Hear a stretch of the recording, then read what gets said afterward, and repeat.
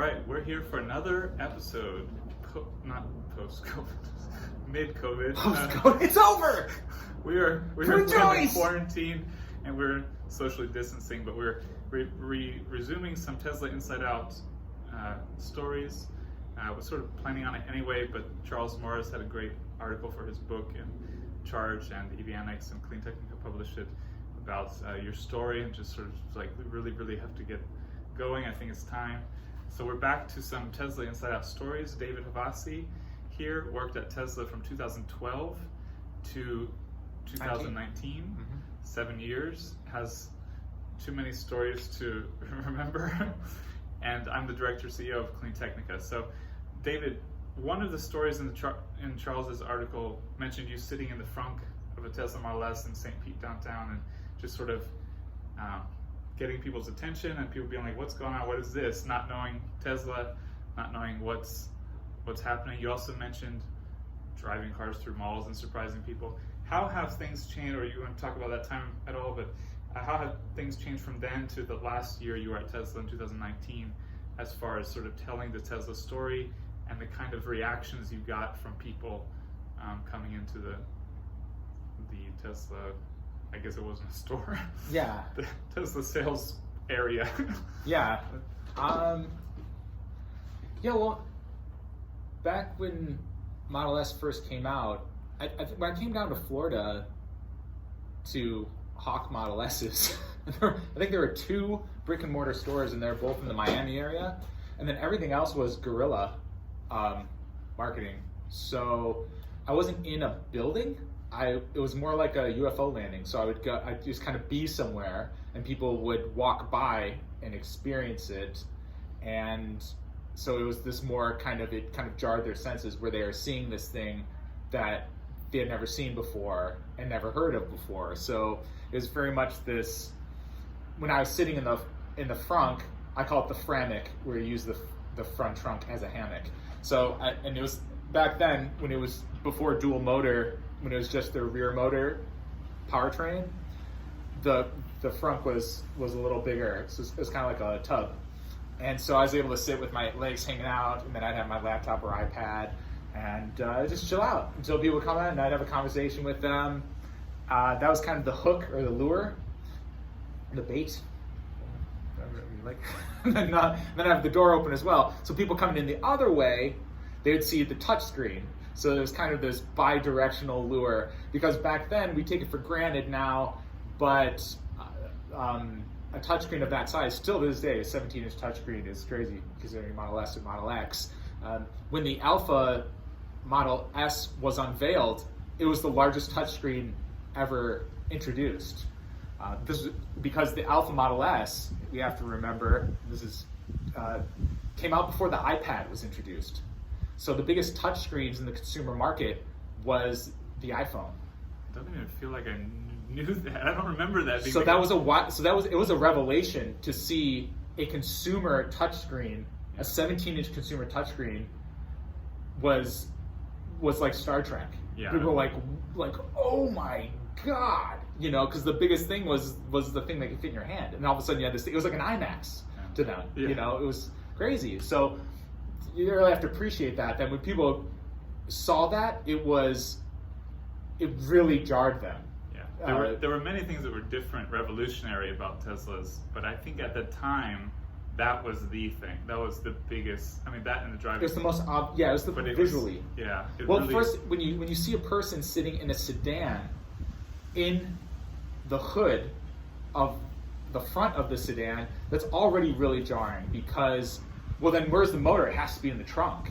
And then you look through the hatch, and I pop the hatch, and of course it's cavernous, because it had more storage than a Honda Odyssey minivan. So and then they'd be like, oh well, it is in this drop floor, and then I pull that little trap door, and that's more storage. And their minds just like, you saw them trying to calculate what they were seeing, and then they thought it was like maybe a dummy car, like a rolling chassis or something. Yeah. And then you tell them, you're like, oh, the motor's the size of a pumpkin or the size of a paint can, and then you just.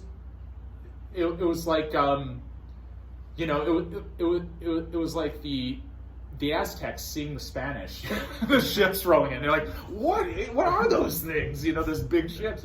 They you know, because as I've said before, a wise man once said, we only have access to the content of our own minds. And when new content, when something new enters that we have no reference point similar to that before, it's really weird to process. And so back then you had this, it was this UFO situation where they're like, how is this possible? And so there was that sense of just getting over that. So two things. So was that sort of the same in your last year? Were people still shocked by the lack of an engine and lack of all the space and the touch screen? Or was that something like people came in, they were like, oh yeah, I've seen that, you know, it was sort of like something more familiar, especially the touch screen? Or was it still a shock to people in 2019? Yeah, I think that was really the age of Model 3. So what we saw was the second wind, or second wave, I should say, Tesla enthusiasts. So from 2013, because 2012 was really just the signature series, getting the first like 1,000 cars out, things like that. So that was like the very limited market. We didn't have a lot of retail presence. So, but once 2013 started going into 14, 15, 16, 17, that's where the Model S started winning like every award possible, and it all this hoopla, you know, it was on the front cover of magazines, and then the stock started getting recognition and all these things. So what you saw was, in 2019, to answer your question, it was people who had already experienced Model S, because if you had a Pulse, we gave you a test drive. There were some times where they had a little bit more discretion with that, but a lot of the time, if you had a Pulse and a driver's license, you're driving this thing. As far as I was concerned. You mean if somebody seemed like they had been drinking or something, or what? No, you had to also be sober. Have a caveat, maybe it goes without saying, but also sober. In fact, I actually had to decline people when it became when it became there was evidence of intoxication. I had to end it, not even end it, not even let it begin. So those instances just come up, particularly when we do marketing events and there was alcohol there. It was always shady. It was always interesting. But I've actually have some interesting stories there too. Shady, not shitty. Shady. Shady. I said shady. I just want to make clear in case anyone. We don't know how the audio will come across. Yeah, this way. I slur. I've been no. But so to answer your question, what 2019 were people that had experienced Model S as kind of a proof of concept, where they have test driven the car. They were blown away by it. But again, it's $70,000 to $130,000 car, which is a fraction of what the market is looking to spend on a car, the average consumer. So it was this proof of concept, and then you had this promise of the Model 3 of, well, the secret sauce in this car is going to become more affordable in the future. So what you saw in 2019 were those people coming back. I saw a lot of familiar faces. People I had test driven over the years, and that this was the time. Now they're coming, and so now it really was.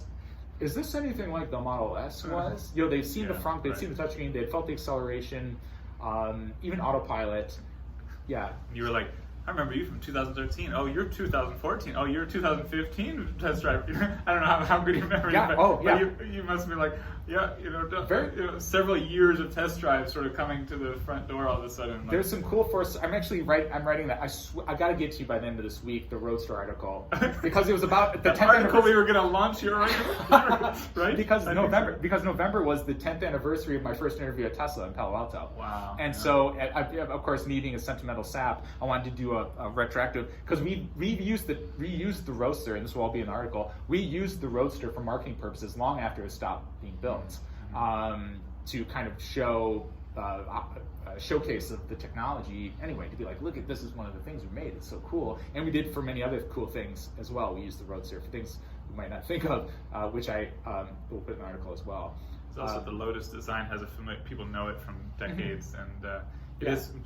You have a lot of great photos, but two of my favorites there in that article were one, you sitting in the powertrain, the cutout powertrain without the body, working on your laptop, the rolling chassis, and in the Roadster, just like, you know, it's I don't know, it's like the seed, it's like mythical, you know, the Roadster days, you know, it's like, so it's cool to hear that you were still using it long after it was produced. Yeah, the story behind that, and I'll get back to the 2019. I'll put this in the article.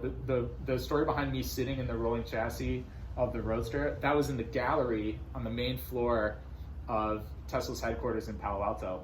And what happened was, in the summer of 2012, they were hiring so many people that they didn't have enough office furniture for everyone. Mm-hmm. So you had to fend for yourself. So you had people sitting on the floor, people outside just sitting on the curb, because they were growing so fast. And so I just sat in the rolling chassis of the Roadster. Like, that was my desk in the middle of the gallery, and that's where I worked from. Was it one of the founding fathers? I shouldn't say fathers, founding mothers. She was a woman, Doreen Allen, who's now the head of sales at Lucid. She was the head of sales at Tesla at the time. And our orientation, I might have said this before, she said when I joined Tesla, there were, I think she said 100 people. That's wild. And she said, and now we onboard 100 people a week. And this was back in 2012. And it's grown about 12 times since then. Yeah. So, which is really nice. So in 2019, to answer your question, it was kind of this full circle where you had people, it was like, Gen Xers would appreciate this. It was like Model S was like playing the arcade game in the arcade, and then Model 3 was like the Super NES version to be like, how does it compare? Does it capture the magic of the original? And unfortunately, it did. And my mom was a kindergarten teacher for almost 40 years, and she would see like a kid that was in her class, like 30 years later, they'd be an adult and have kids, and my mom would know them. And she'd be like, how are you doing, Susie? Wow, you look great. And then I always blew my mom. I'm like, Mom, how do you remember? She goes, I don't know, I just do. Because she'll forget where she puts her socks, 10 minutes ago. But she'll remember that. And I was fascinated with that. But that's true. I like remember. Really? That's interesting. This is the phase, at least, the time period. Yeah. And there's these really great full circle things where, like, the first test drive I ever did, years later they come back and buy, and first and second, and a lot of them first test drives, like I did them and I didn't hear from them for years, and then they come back around. Yeah, well, that's been a funny thing here in the past couple of years. Is I used to see a lot of, also used to see a lot of Leafs and i3s and other EVs around, and now it's very rare. Like, I get really excited when I see a non-Tesla EV because. Mm-hmm. You very rarely see them, but you see Model 3s and Model Ys like all over the place. So it's like so many people have had it on their mind for years and have evolved to it, or switched to it. And also, like, I thought with the kids, you might bring up, like, last year when my daughter started kindergarten, the kids at the school would like jump up and down seeing the Tesla. They were like, "Wow, Tesla!" Yeah. They're really excited. This year, there's like no response. Like, I think people have just gotten used to them being everywhere. Sure. And even though they might like them, it's like they're all over the place. Mm-hmm. Like I routinely see two at an intersection. So do you have a feeling like it's become a little less like mystical, a little less like wow, and just more like, oh, that's a great car, I'll get it? Well, also I think we're a little jaded because our area is it's a good area for Teslas. It's a good market for Tesla. I'll put it that way. It's just expendable income, upper middle class, upper class. So there is that. I'm quite poor in this area. Correct. Yeah. and a huge thing. We have a store locally, so you have that. That supercharger. And the service center. Elon's highlighted before that. Really critical to adoption is having superchargers and service centers, right? Yeah, kind of that's psychologically. You don't want to feel forsaken, even if you rarely to never use that. It's that idea of that it's there in case. So it's like a kind of a psychological insurance. Yeah. So so that's what 2019 was. It was this.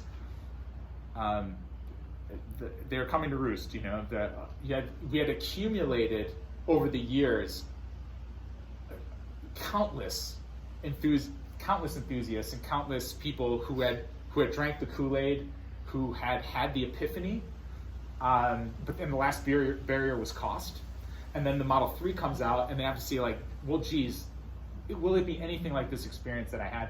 Fortunately, as you know, it was. And then it was just hotcakes from there. And then when it became about, the funny thing was, people didn't even have to see the Model 3 or drive it, because as you know, from the first night, it got hundreds of thousands of pre-orders. Yeah, about 100. I think it was 130,000 before it was shown. Before it was shown. So we had 130,000 reservations before it was shown, and then like a few 100,000 after. Correct. And that day, the day of the viewing at the Tesla Sarasota store, we had a line of over 100 people waiting for the store to open for a product that no one had seen or knew the final specs of. So, I mean, it's just unprecedented in automobile history to have that kind of enthusiasm, and that was big thanks to the Model S did the heavy lifting there, and so people inferred, saying if it has any of this DNA, it's going to be a game-changing product. And so 2019 was all about. We didn't have to sell the Model 3. It's like we had hundreds of thousands of pre-orders. It was all about delivery. Did you still have a decent or large or even larger portion of people who would come in and be wowed like the early days of the Model S, who didn't have any, who were like had not been exposed to it? Sure. So did you have that continuing, but you also had like a flood of longtime followers? Yeah, there's kind of like two elements to the second wave, where there were people who had test driven a Model S before, or even a Roadster. Mm-hmm. Way back, and they planted it in my article that I'm writing. Ryan McCaffrey from the podcast Ride the Lightning. If he's an amazing guy, really does a great job, and really cool guy. He's also he's the editor-in-chief of IGN, I believe. Right, it's awesome. He test drove a Roadster, and that's what planted the seed for him. And so, because I write in my article how my one test drive Model S was sold, and I had no other car. Like, I literally had no other car, because my company car was the marketing Model S, and it was sold. And so I had to drive around a Roadster, which of course is, you don't have to twist my arm to do that. But I also gave test drives, and I premised it. I was like, listen, this car's not for sale, but this is what Tesla does. And the coolest, one of the most gratifying things in the world was, 5 years later, 6 years later, somebody coming back around and be like, I remember that drive. Like, I remember my wife and I were getting out of the theater, and this guy was like, what, is that a Tesla? And I was like, yeah. And I was like, do you want to go for a ride? And my wife is a saint. She like stood on the sidewalk with this guy's wife, this one. And I got him, and we ripped around downtown Sarasota in Roadster. And the coolest thing was, I remember being in the Tesla store, like maybe 6 years later. And the guy comes in, and I remembered, and they knew my name, they knew my wife's name, they remembered that my wife was pregnant, and they're like, "How's your daughter? You're having a daughter, right?" And we're like, I was like, "Yeah," because for him that was. Have you been stalking us? Like, well, I was. How do you know about my life? Well, because that moment was so important to him, and he came in to order his Model 3, and he didn't, we didn't like sit down and configure. He sat in the seat, and we just. Tore ass around Sarasota. We did a hot lap. We were just ripping around, and but it wasn't like, oh, I love being reckless. It wasn't that, and we weren't driving recklessly. I thought in a spirited manner, but just knowing that the instant torque and of course he probably did other research as well, and I might have given him some more information, but it was such a great thing. It'd be like trying to. It'd be like someone coming back to buy an Alfa Romeo Giulia because 5 years ago they drove a Ferrari 458. You don't get those correlations because you're like, they're the same. They come from the same company, but a Ferrari 458 is a Ferrari 458, and a Giulia, although an amazing car, is Motor Trend Car of the Year. Those are two different things. So it's so interesting to see that it was more about like, well, they both don't run on gas, and they both are this company that are doing this amazing thing. The feeling, the experience, and we've talked about this before, so we won't focus. But the policy at Tesla to give everyone a test drive, no judgment, no like, are you qualified? Was a really strong policy. I remember going with a group of people who.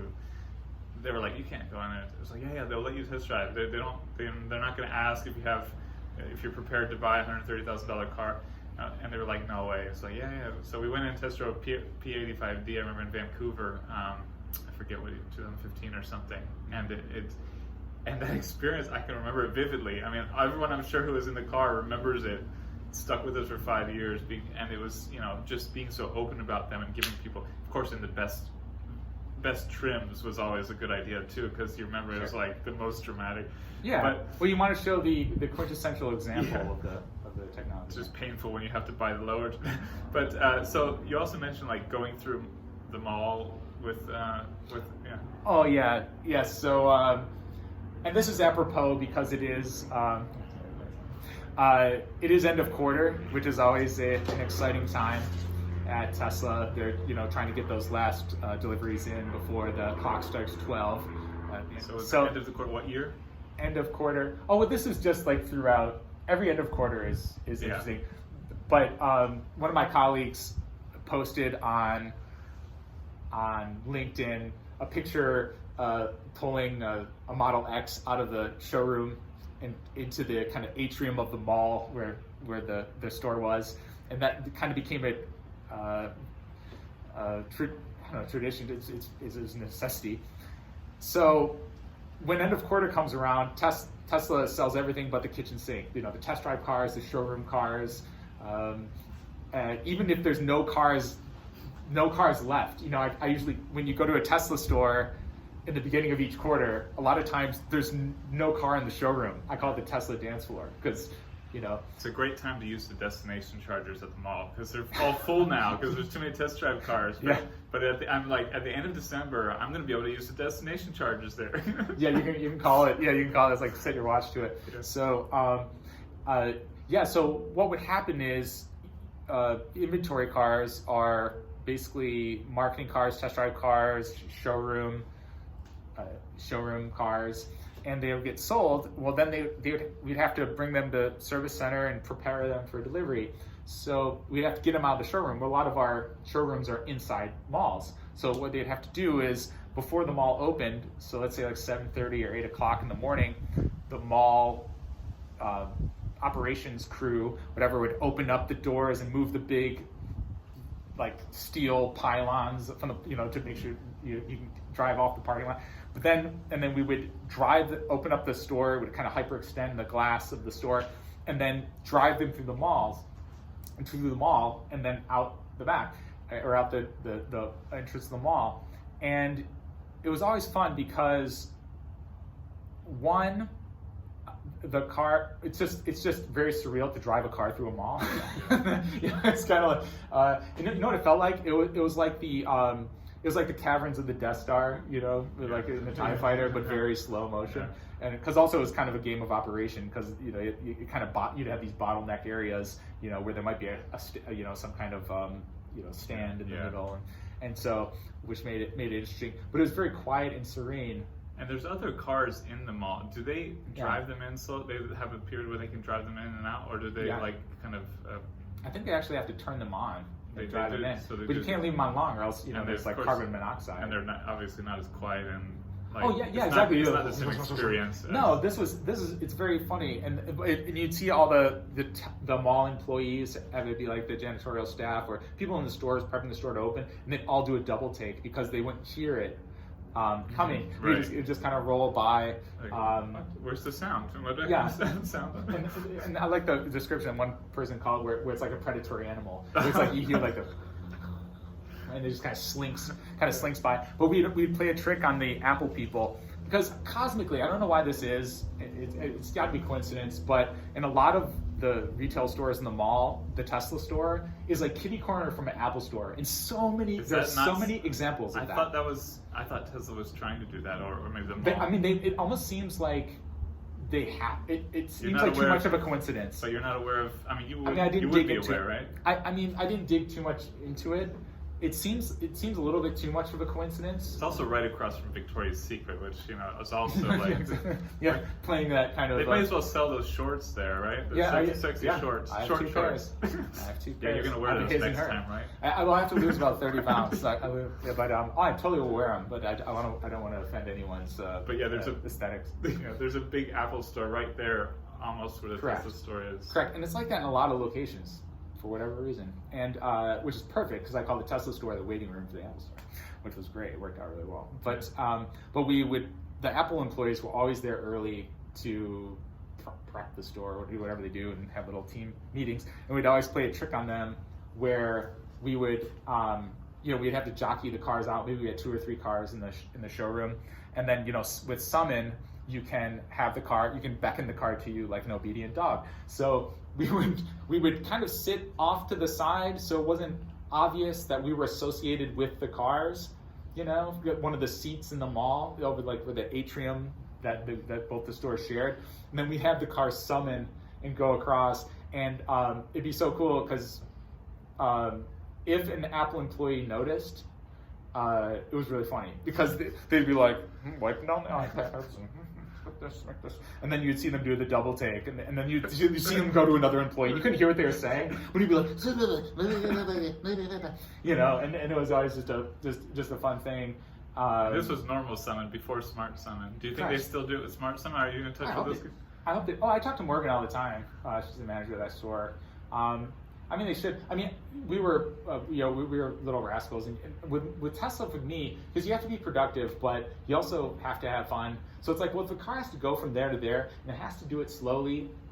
What's the most fun way you? What's the most fun way you can do it? Yeah. It's like they launched a Roadster into space, for God's sake. You have to ask. If something has to get done, and of course you don't want to goof off, you don't want to lose productivity, but it's like you might as well have fun.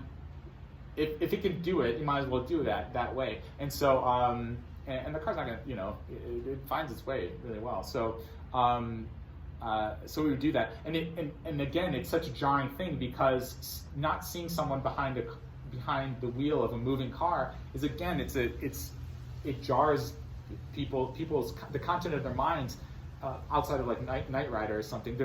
They're outside of science fiction. They don't know how to process that right away, and you could see them look and try to figure out why it's happening and how it's happening, and that's actually one of my I have a LinkedIn post. I think it was like the most liked LinkedIn post ever. It is over 5,000 likes, and it was the first time it was me describing the first time I used Smart Summon in the Publix parking lot. And it was like 9:30 at night. There's maybe like 2 other groups of people in the parking lot, and one noticed, and the look on their faces was so funny because to them it was Wednesday at 9:30 and they're at Publix, and all of a sudden a car drove by completely out of context. Like, they weren't at like the World's Fair or they weren't at Disney World, Tomorrowland or something. They were just at Publix in Lakewood Ranch, and a car drove past them with no one in it at night, and they flipped out because they didn't see me. Just a car came, turned on its turn signal, turned the corner and went. And we take it for granted being Tesla owners. But if you're not even, some people don't even know what Tesla is. Yes. When you see a car drive by and no one's in it, that is like, you question your sanity. And do you think that's still a decent portion of people? We take it for granted because we live and breathe Tesla.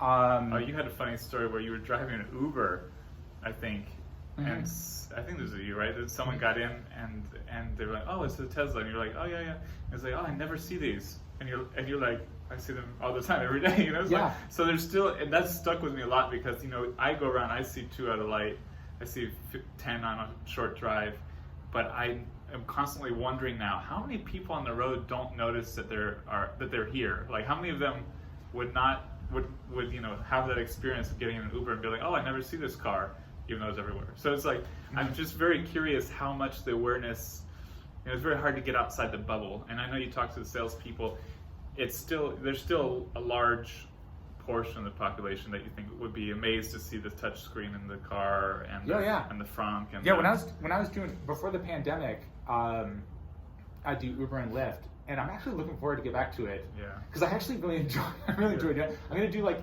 this airport runs. I love welcoming people. There's something, because I loved showing people the car. That's something that's like the favorite part of the job at Tesla is, that epiphany moment, that light bulb moment. And that's what I loved about Ubering. I wouldn't talk about it unless they wanted to talk about it, but everyone wanted to talk about it. So I wanted to, respect what people wanted to do. But even in 2019, when I did it before the pandemic started, people would come in from out of town, for business or whatever it is, because Sarasota is a resort town, and people come here to get away from whatever, or for a convention or something like that. And a lot of them came from places where Tesla is not around. Yep. And so it was like, it was like Epcot Center for them. They're like, it's like Tomorrowland. They're like, the glass roof and the screen, and it doesn't make noise, and where's the door handle and the acceleration? Oh my God. You know, they left, you know, and I've talked about this before, like, it wasn't an Uber ride for them. It was like this, it was like, and that's why I always... a monumental moment. Correct, like you remember awareness. Vancouver. Yeah. Yeah, it's like, it's this pin in your memory where it's like, you've experienced something that you'd never experienced before, and you're like, it's this new, again, it's like you experienced a smartphone, you know, for people, you know, like 10 years ago, or 12 years ago. We're just like, oh, well, this changes everything. This is like, everything will be different from here now. So, and I think, you know, things get familiar so quickly. We get used to them so quickly. They seem old so quickly. So we've gotten, it was just a little over a year ago that we got Netflix and YouTube and Hulu and Disney Plus. Disney Plus is not in. Do you have Disney Plus here? Oh, in the car. Sorry, I thought you meant just these services in general. Yeah, okay. in the car. Oh, because before that, you didn't have all that. I mean, you had a touch screen, but you didn't have all that stuff. Yeah, that's miraculous. And now it's like what we're familiar with. But I'm like, oh well, it's actually pretty new, and most people still don't realize it. But we use it every day. You know, we're watching or doing something in the car, and it changes the car. It's a whole different product. And I think that's got to still be like a shocker to most people who come through and come into the store. So I don't know, any final comments on that, kind of how the customer changed, or on, you know, there was a period of time where Elon was going to cut a lot of stores, and that seems to have reversed, and they're actually adding stores a lot of places. The Tesla store here is very popular, and I assume it's got to feed a lot of customers into the sales channel. So do you have any final thoughts for now on sort of how the customer is different today than several years ago, and the whole store, or the whole store experience and value? Yeah, I mean, it's a mixed. I have mixed emotions about it, because it's clear, you know, when Elon made that announcement that they're going to scale the retail presence way down, I totally understood why I got it, because he sees the writing on the wall. Ultimately, it's just a matter of when. He's always very focused on the long term. Yeah, correct. It's a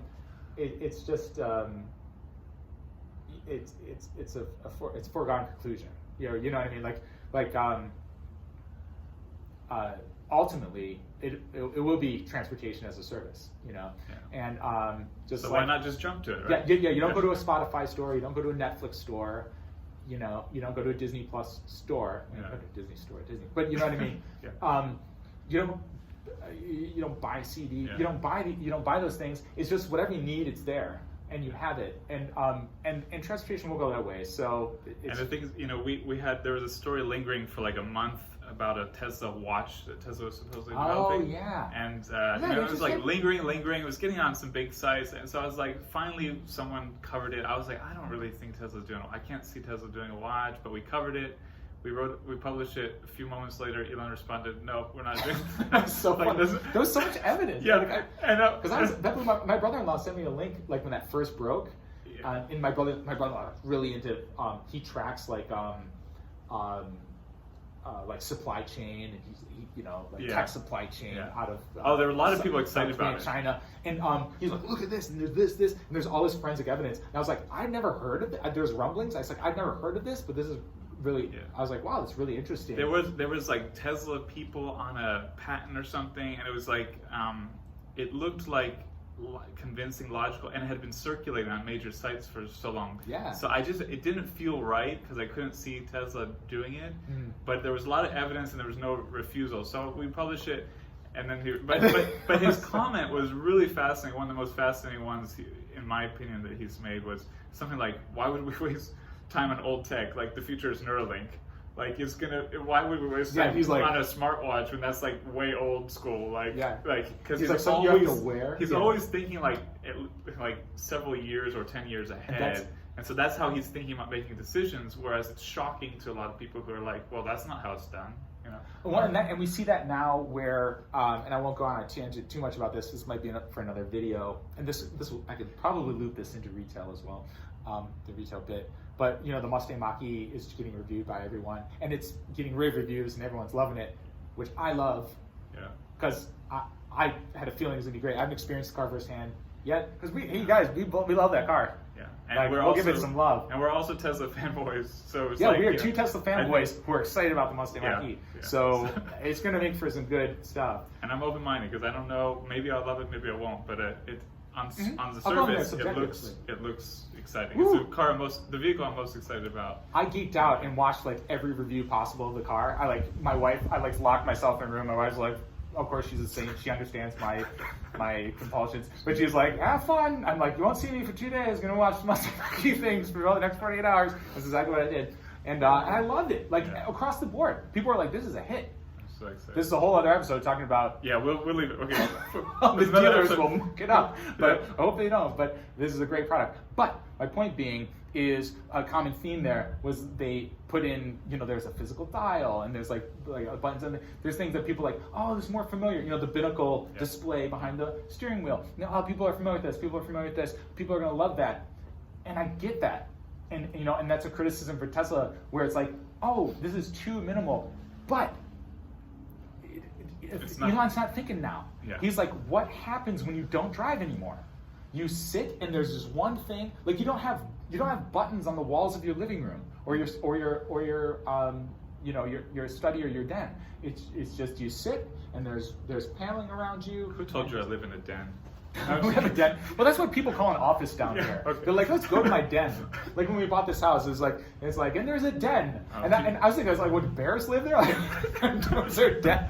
Like, I was like, oh, it's an office. Oh, okay. So, but it is a good, and I think we'll leave we'll come back to the Mustang Mach-E. Yeah, that would be a whole other thing. I'm excited about it. But the point is that the Mustang Mach-E, it was a love letter to Tesla, but also it catered to to the and this I'm bringing it back to the retail here, where the retail experience, where it's like you don't buy a car online.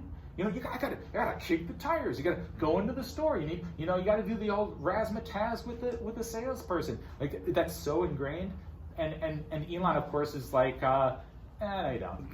Yeah. And so what I saw, a lot of my colleagues that were in retail, my phone like blew up because I was in delivery at this point. Helping with, I moved over to the delivery team to help with Model 3 ramp, and when he made that announcement. And they said, well, they were trying to make sense of it as employees, because employees like found out as the public found out, and they're like, well, what does it mean? I was like, well, I think this is the seed, and it will happen for a while, but I was like, this is the transition to transportation as a service, and that's just, it's going to happen. It's kind of like factories that build internal combustion engines, or engineers it's like that is a discipline, that is a need that is going to, by the very nature of progress, be phased out. So, so I guess as a kind of closing thought is, do you think right now people still need that? A lot of people just really still need that kind of like shocking, like eye-opening. Oh wow, I had no idea this existed, and kick the tires thing. Yeah. And also, like, how long do you think that goes for? I mean, this is. Yeah, I think there's tremendous value in brick and mortar retail.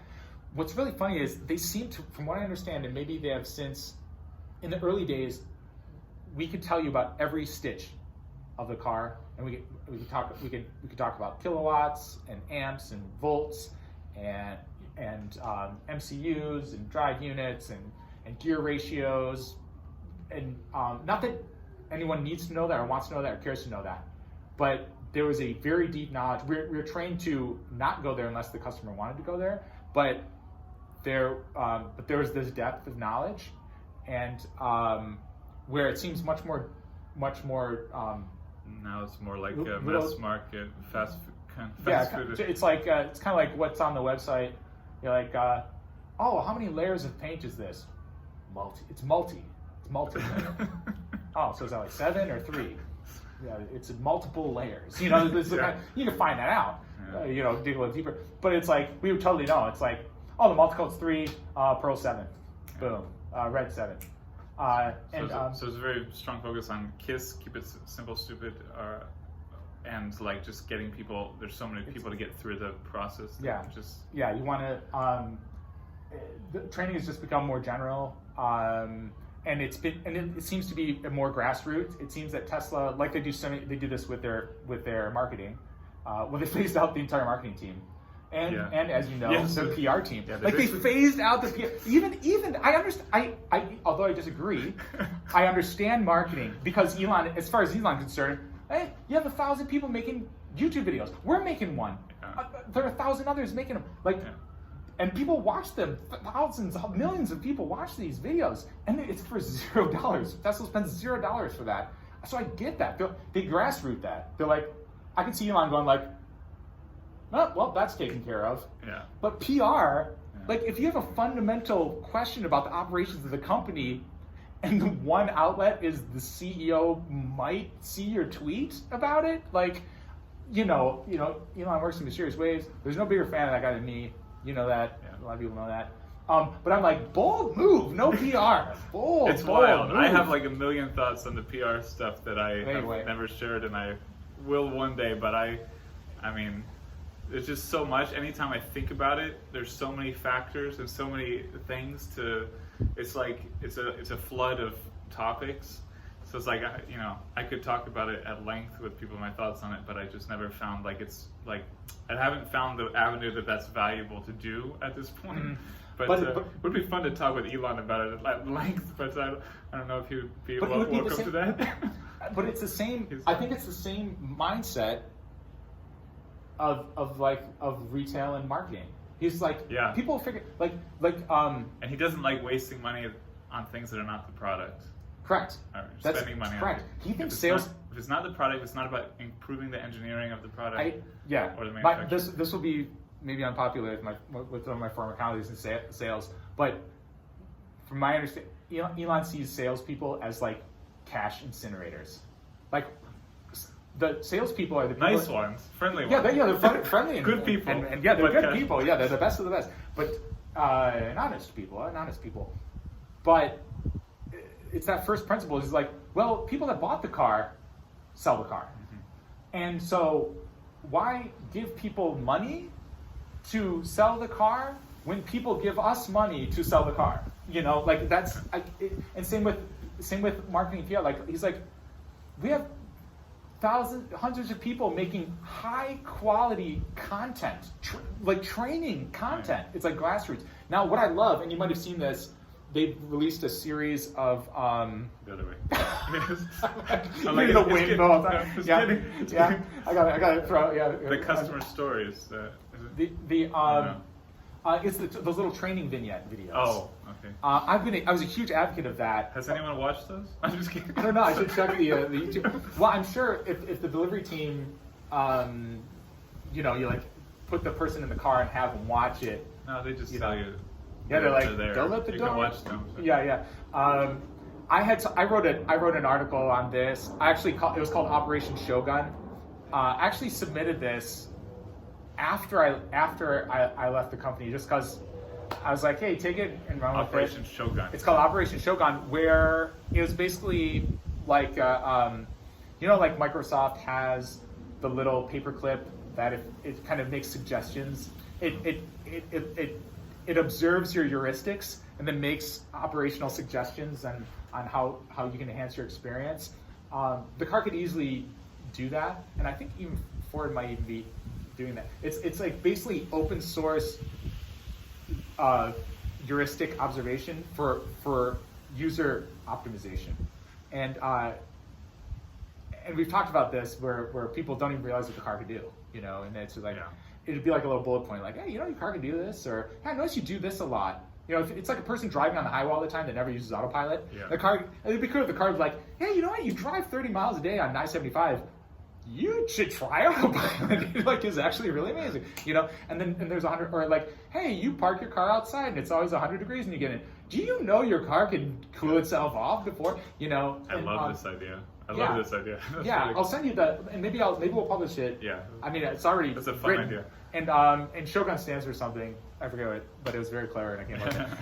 But anyway, to get back to retail, I think Elon looks at it and is like, all this stuff's kind of taken care of. Like if people want that information, they can get it. Now what he's not taking into account is people don't know to get that. People are used to go to the car dealership and like, there's there's a pedal and a steering wheel, and that's what cars are, and anything else is like, ugh. And what a lot of the Mach-E, what I liked about the Mach-E reviews, where people were saying like, you know what, this has a lot of Tesla inspired elements to it, but what they liked about it is they're like, I can get in this car and I know how to drive it. There's like, oh, there's an on button, and then there's a shift thing that says D right here, and a pedal and a brake, and then I see the speed is right there. Like, oh, this is like every car I've ever driven. Where in a Tesla, you get in and you're supposed to like kind of know to press the brake and push down or push up. You know, there's like this, and then like, you know what I mean? So yeah, it's hard to put myself in that position, but I know, and I know there's just people who just they want something familiar. There's different levels of openness to change, and you know, some people like Elon are all about changing in leaps and bounds, and other people need to go step by step. And it definitely just seems like sounds like there's still a lot of these people who are shocked by the touchscreen, shocked by the frunk. Yeah, and just like that's enough shock for them. They're chasing the puck, you know. And they want a person to talk to. And correct. Yeah, Elon quoted Gretzky years ago, where he said, you know, you got to skate to where the puck is going. You know, that's what makes greatness. Yeah. You know, somebody asked Gretzky what makes him so great. He has to play by the same rules. He said, I skate to where the puck is going.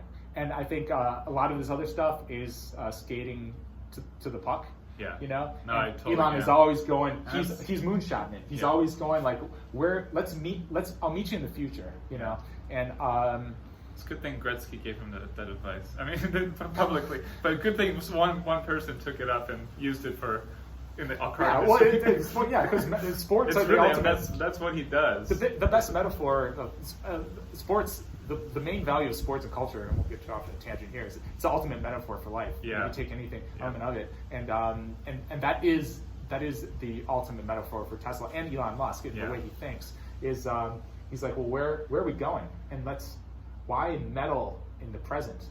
Yeah. And so when people criticize, they're criticizing it. When they criticize the interior of Model 3, they're criticizing it through the lens of the present moment, and what has come before. Where Elon and Franz and the design team, they're looking at it through the lens of what will be. Yeah, they're looking backward, whereas they're now looking forward. And people will be like, well, what will be? It will be a different car. They'll just build a different car. It's like, no, because with software, this car will become something else. Yeah. This physical car, through software, will become something that is not today. And that's another thing that people, they're like, can't, you know. I think that is what makes him and his company is so great. Is he's always looking not a year or 2 years forward, but like so many decisions are based on 10 years forward in advance and that kind of thing. You see it with batteries, tech, software, autonomous. So it's really fascinating. But all right, David, thank you. We've only gone about 30 minutes over my time. So we'll decide. You have to build that in. There are people. I just. You know, to be fair, this would be a really short Joe Rogan episode, right? That's right. So this would be like with a lot less F-bombs. On a different, but you know, some people like it, some people don't. I think enough people like the long form. It is what it is. If you don't like it, you really shouldn't have gotten this far in the video to complain about it. So don't watch this so long. What it is, man. But thank you, David. Nice seeing you. Great Almost touching you in person again, and high five. And fun discussion. Thank you. Yeah.